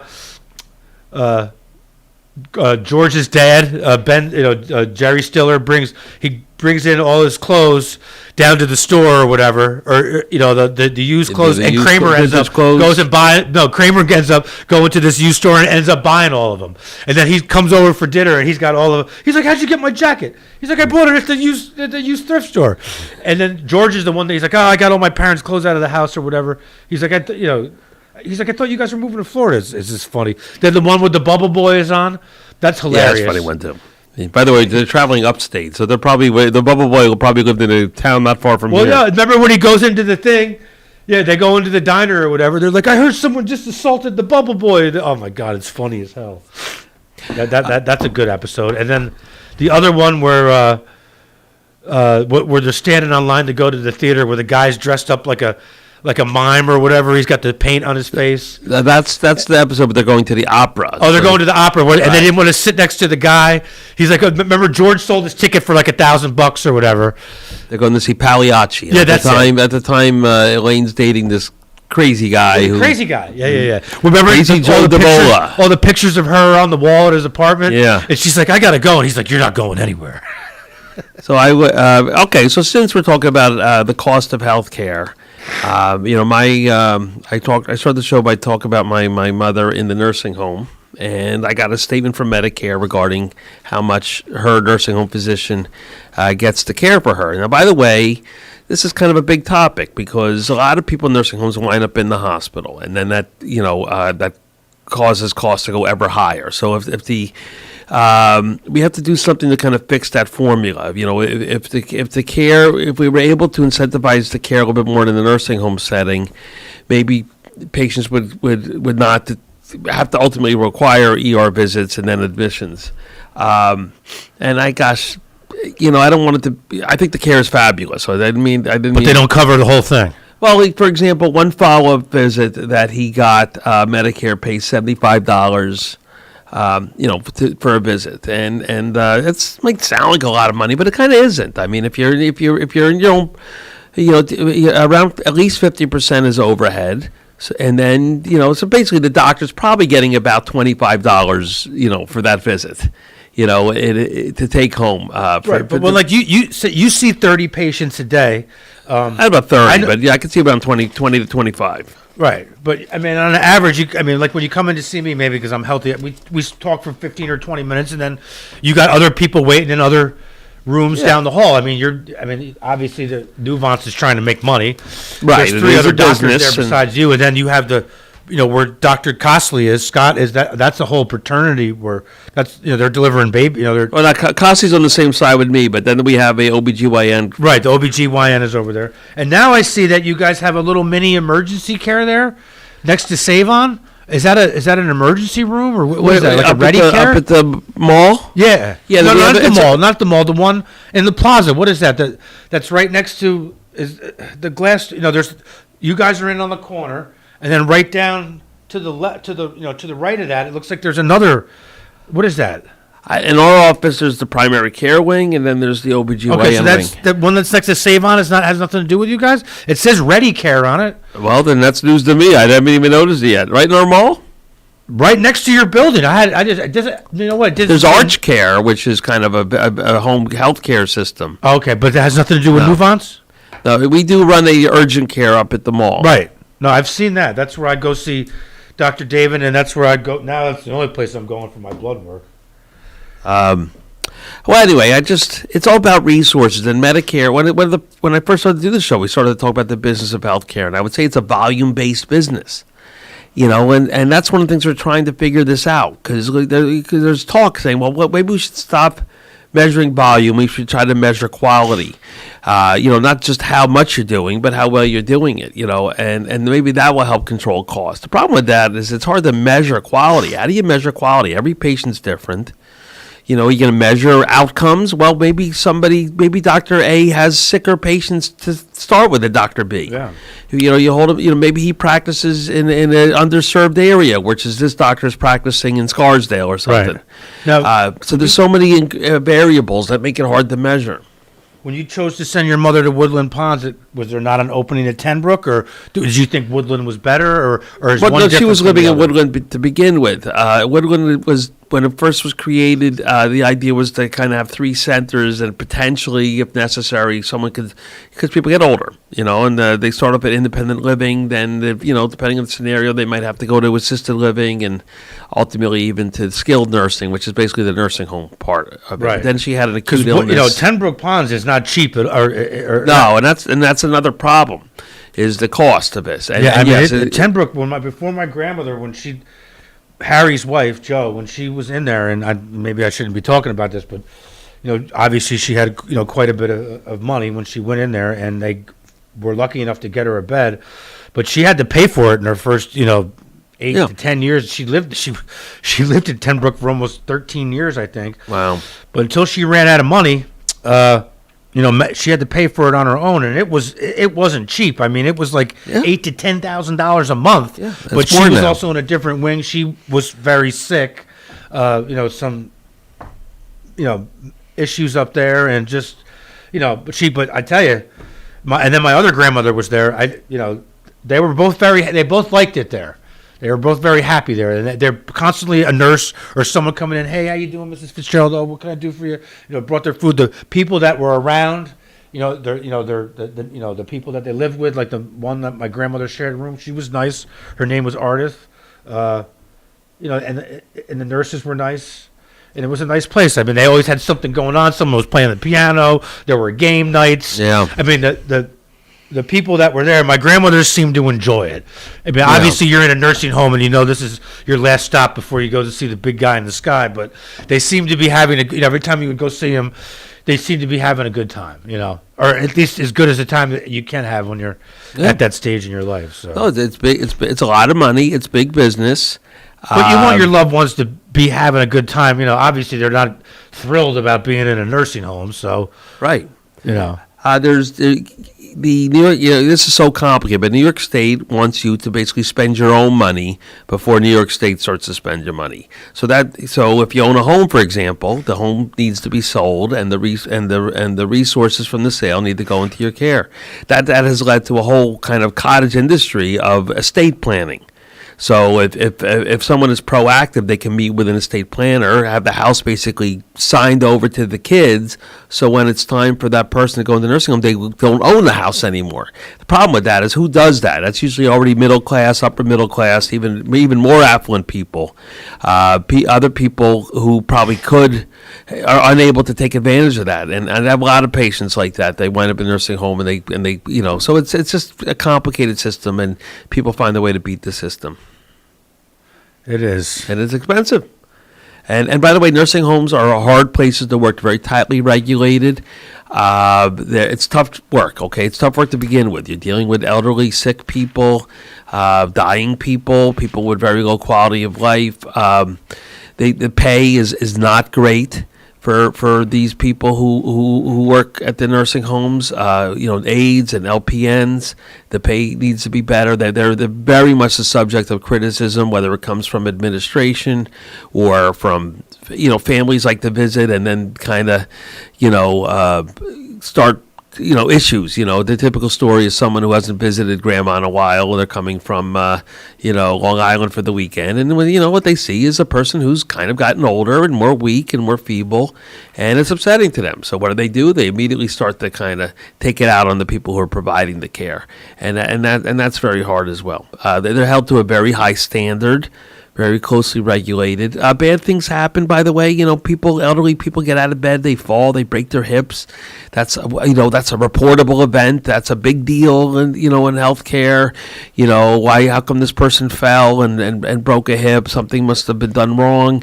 And then the blame kind of trickles downward to the the underpaid aide who's on shift at that time, who maybe just had the bad luck of being on call that night. So anyway, there's a lot of the business is difficult. So I do want people to understand how hard people in nursing homes work, and to really be kind to them. And if you got any openings on your schedule today, just if you got an extra 15 minutes, you might want to pencil in Diane Feinstein. Yeah, do a little dementia evaluation. I know you're a Democrat, but I think Democrats and Republicans can both agree that there's a few people in Congress that need to go. I mean, look at that face. Come on. Does that look like a healthy face to you? I know you don't read the That face looks fine. I don't know what she looks like now. That photo's probably 10 years old. I'm going to tell you, I'm a Republican. I don't think Mitch McConnell should be there either. I think we had this conversation. You think we should have an age requirement for... I think, what do you think, a good 70, 75?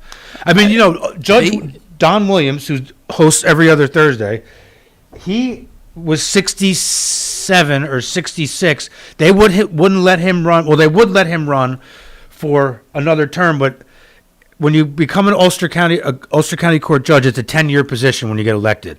But after 70, you can't sit on the bench anymore. I think 70. I mean, he didn't agree with it, but 70's young. You do that for Congress too. 70's young, but I maybe some sort of mental. I'm not saying health. that you're not with it, or just do some kind of like now. My mom's going to be 77 next month. She's still sharp as a tack. Yeah, but But maybe some sort of neurologic evaluation on an annual basis. Problem with that is it has to be done by somebody arbitrary. They can't say to me, "Hey, Stanberg, this is your patient. What do you think?" Because I'm not arbitrary. I'm the patient's doctor. I'm right. That happens a lot when they want me to say, "Can someone sit on jury duty? Is someone healthy enough to drive?"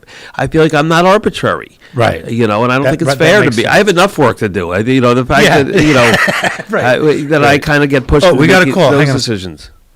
I think if you want to get out of jury duty, I think there should be some arbitrary, some decider up in Albany who reviews every case and decides whether or not. All right, so we do have a caller. Good morning, Evelyn. Happy Easter. Thank you, and happy Easter to you too. Good morning, Evelyn. Lawrence is running the show today. Yeah, going for circumcision. Okay. How are you? What's up? Okay, well, you were talking about the aides and not getting paid well. I worked as a nursing home as a certified aide for many years, and the pay really was bad. I mean, for what they charge the people in the nursing homes, who are in there getting cared for and stuff like that, then the people taking care of them are not getting the money. Yeah. It definitely is. One of my sons worked for UPS loading a truck. He made more an hour than I did as a nurse's aide. I know it's a problem. It's complicated why that is. There's some gender issues. Jobs that are traditionally held by women are valued less than jobs that are traditionally held by men. Although there's crossover there. A lot of hardworking men at nursing homes, and I'm sure there's a lot of women, UPS drivers. So but I think that's part of it. It's big business. And yeah, I'll keep a very simple statement. People who work in nursing homes, the aides, the LPNs, and are very, very underpaid and undervalued, and they deserve better. I'll just leave it at that. They wouldn't be so short-staffed either if they had, paid better. Right, and you've seen that, by the way. There's they call this now the Great Resignation. People who have not returned to work from COVID. So it's harder than ever, and I can't figure it out. I think some of it were people maybe like 62 or 61 who said, whatever, I'm close enough to 65, I'm not going back. I think there are some people who maybe are living off some savings and they haven't returned to the workforce yet. But I'm trying to figure, but at the same time, I think wages, Lawrence might disagree with me because he's been getting political all morning, but I think wages have been depressed for about 40 years, and I think it's time for them to catch up a little bit, and maybe then people will come back to work. Yeah, another thing, too, if you have a family member in the nursing home, it's very important that you go visit them all the time. Because the patients who have family who come to visit them get better care than those who don't. And I've seen that and witnessed that many times. I know. It's look, I try to visit my mom several times a week. Robin is amazing. And so we try to have someone see her almost every day. My kids, I have a couple, live locally, William and Sarah, they get recruited. My brother comes up from Jersey, as often as he can. But I agree with you. It's a lonely existence. So, it's just a little visit, or if you can't do a visit, then a phone call. Saying I'm thinking of you. Yeah. Right, and let the staff know too that you're calling. That they're getting these calls and stuff because, like I say, it's important. Because I've worked in 3 different nursing homes and I've seen what happened. Yeah. One of the places I worked it's been closed for a long time, and they should have closed away before they did. Was Hutton's. I know. That was a horrible place. I worked there 16 months, and then I quit. I couldn't stand. They work hard, and they can, especially the ones on the front line, can kind of catch the heat when something doesn't go right, and I think that's a problem as well. So anyway, so to all you people that work in nursing homes, you guys do great work, and we think you deserve more. I don't know if Evelyn and I are going to be able, just the 2 of us, fix that problem, but we'll get to work on it. Yeah. I hope it does happen someday because it's definitely needed, so because the patients are really the ones who are suffering from that, and yeah. Okay. Well, thanks for listening, Evelyn. And Evelyn, thanks you for calling today, and enjoy your Easter. Well, even though it was yesterday, enjoy your. I hope you had a good Easter. Yes, thanks, and you too, and thanks for.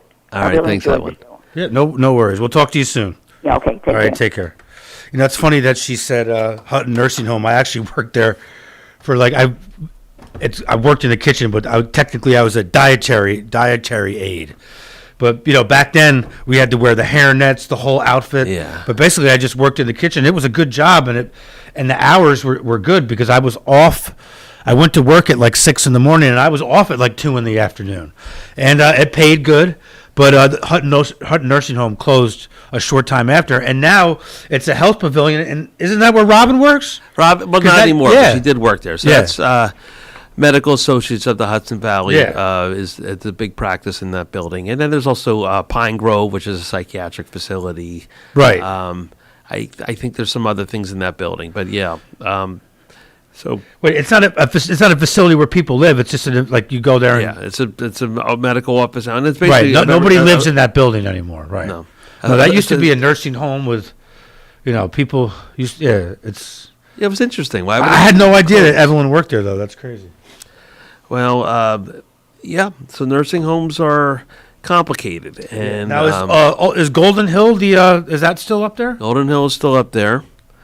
We're trying to improve our communication with the nursing. Not everyone who goes to nursing homes is there forever. Some people, for example, some people don't break like their it at hip all. or they have surgery, they have a major illness, they go there for rehab, they stay there. I had a patient who was there, Golden Hill, for 2 years since she came home.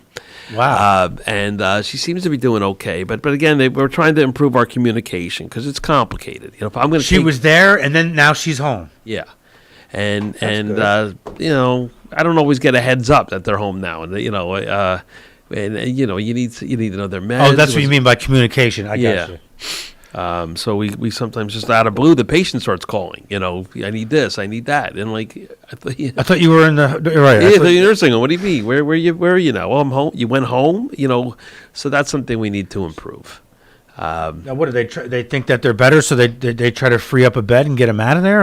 I think it's complicated, but I think that I think it's just to use another cliche that maybe administrators overuse. I think there's got to be a paradigm shift. I think that the idea that if someone's at a nursing home and they go home, the nursing home can just say, "Okay, we're done with them." I mean, the idea that the patient needs to be handed off, right? Handed off to me because I'm going to now assume care of that patient. And by the way, when someone goes home from a nursing home, it very often does not work out, and they wind up back in the ER. Right. When both my grandmothers went to the nursing home, they were at the age 88 and 89 that they weren't coming back home. Right. You know what I mean? Right. We did keep my one grandmother's apartment in Governor Clinton in hopes that she was going to come back home, but once it got to the point, because she ended up living there, I think, for almost 3 years, or she might even been a little longer, but she was there for a while. And once we knew we got to the point where my mom knew that she got to the point where it doesn't look like she's going to be coming home, then they, relinquished the apartment. But they kept my grandmother's house for, I think, 4 or 5 years, maybe even longer. Which was across from remember where we were at on John Street? That was across the street, and we kept it for a while, thinking that she was going to come home, but it just never happened. And then, then I think they had to sell it because she was running out of money, and Tenbrook was just so expensive. And we're talking, my grandmother died in either 2012. My dad's mother, Joe Thayer, died in I think 2013. So we're talking 9 years ago, yeah. And it was about $8,000 a month then. 9 years ago, I can't even imagine what Tenbrook prices are now.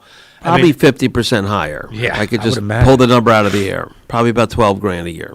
And we're not even sure where it's going because it hasn't gone towards higher salary for the people doing the work. And she was in a different ward. I mean, there's different wards out there. Obviously, some people now, if you bust your hip or something, I remember my grandmother had broke her ankle.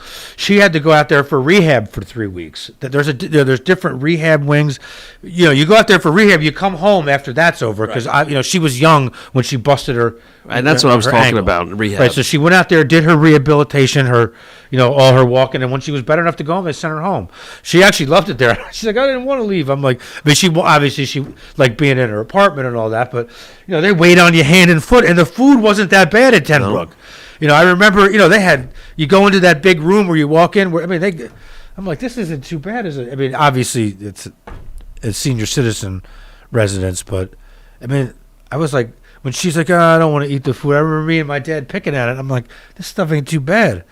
It's better than some of the stuff we eat in the Giants tailgate parking lot. So have you been, real quick, I know we're getting ready to sign off here real quick. Have you been following the Giants, or has your brother been keeping you No, what's going on with the Giants? What's going on? They got 2 picks. You know how the draft, it starts on a Thursday and ends on a Saturday, but that Thursday night, the one round takes like 4 hours. Luckily, the Giants have picks number 5 and picks number 7. Okay. So I'll be able to see those picks before like 9 o'clock, hopefully. They've blown the last 9 years in the draft, so we'll have to see how they do this year. But they're not going to take a quarterback this year. They're going to ride the Jones thing out one more year. He's only making like $2 million this year or $3 million. That's it, huh? So they're just not a good quarterback draft class. There's only like 3 of them that are good.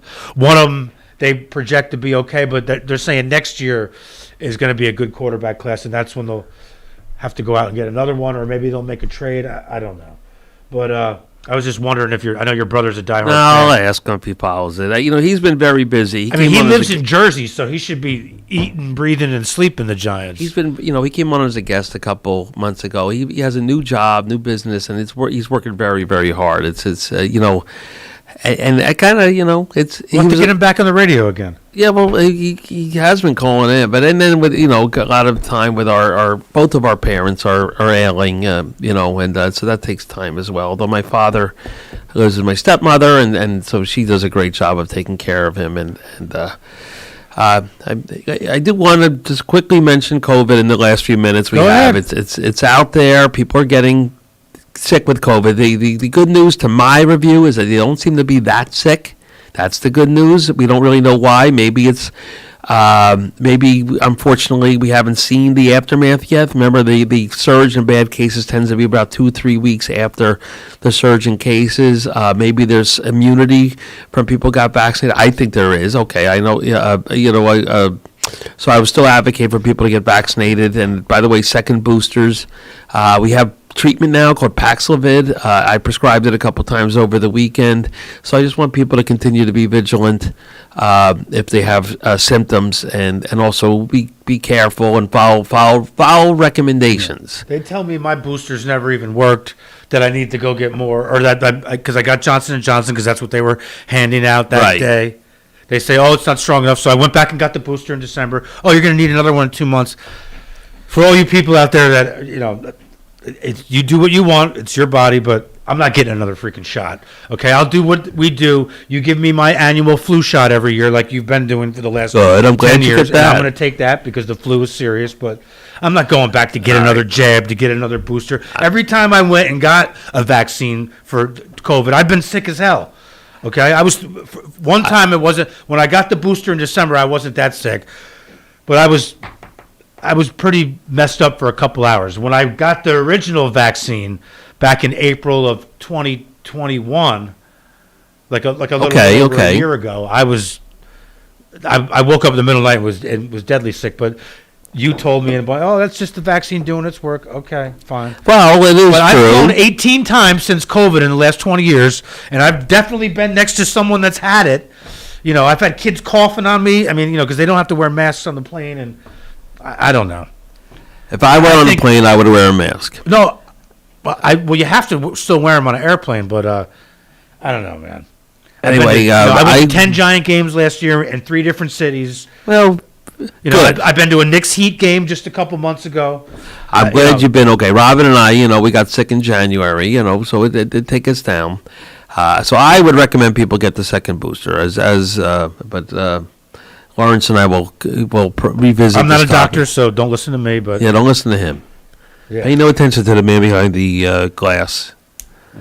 Take your vitamins. Drink lots of water. All right, do so what the doctor tells you to do. That's right. Listen to your doctor. Listen to your doctor. And get your blood work every year. Get your blood work. Get recommended. By the way, I have a woman who chose last year not to get her mammogram. She chose to get something called thermography, which is an alternative way. I don't know why she would make such a decision. By the way, she is now at Sloan being treated for breast cancer. So get your mammogram last year, and I'm nervous because. Ever since 40, I've been going to see Dr. Jellyfinger, and I forgot to go see him last year. I missed the appointment. Dr. Jellyfinger? Yeah, Stellato. I forgot. Oh, okay, so now gotcha. I called last week. I'm scheduled to go see him right before I come see you. I'm going away in the end of May to Florida as soon as I get back that Monday. But you have a family history, right? Huh? Yeah, my father had it. Yeah, but I mean, 1 out of every 3 men get prostate cancer anyway. Yeah, that's one of the things we don't understand. It's just a very uncomfortable morning for me. That's all. The whole glove up to the. I just you hear that thing snap on his arm, and then you see the. All right, you were upset. I was talking about herpes, so come on. No, that's definitely not. All right, but anyway, thank you, Dr. Stanford, for coming in this morning. We'll see you in May. Yeah, you'll see me in May, and that'll actually be May 2nd. Yep, that'll be good, and. Yeah, everyone have a great day, and we'll be back tomorrow with Cam and Nina. Have a good day, everyone. Oh.